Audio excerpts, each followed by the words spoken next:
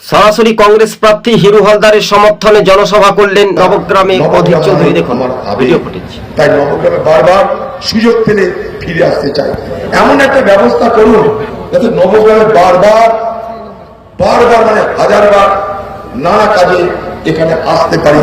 বহরমপুর থেকে সেই আসার রাস্তাটা এইখানেরই নির্বাচনে এইখানকার ছেলেকে কিষণপুরের ছেলে হিরু হালদারকে জিতিয়ে আপনারা আমাকে সেই রাস্তাটা উপহার দিন, সেই রাস্তাটা উপহার দিন, যে রাস্তা ধরে আমি বারবার করে এখানে আসতে পারবো। কারণ এমনি তো আসা হয় না, কখনো বাগান ডাকে, কখনো দাবার থাবার দেয়, কখনো বাগানের বিটি প্রধান উপপ্রধান হয়েছে সেও বলে কখনো আসবেন, বলে যে ঈদে আসুন, বকরিদে আসুন, দাবার গাই না তা, কিন্তু আসা আর হয় না। রাজনৈতিক কর্মে, রাজনৈতিক কর্মকাণ্ডে আসতে সবসময় আমাদের বেশি ভালো লাগে। এখানে বিশুবাটা মাঝখানে তৃণমূলে গেছিল, এমন ছাপড় দিয়েছি আবার কংগ্রেস তাকে দেখছি কংগ্রেসে দাঁড়িয়ে আছে।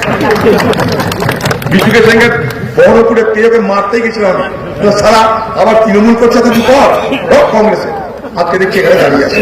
খুব ভালো লাগলো।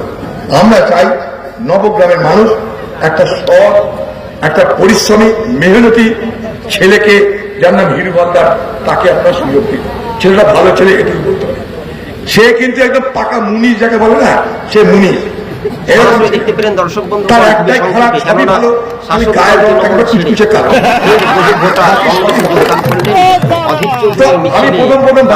প্রচারে কর্মী সভায় ভোকাল টনিক।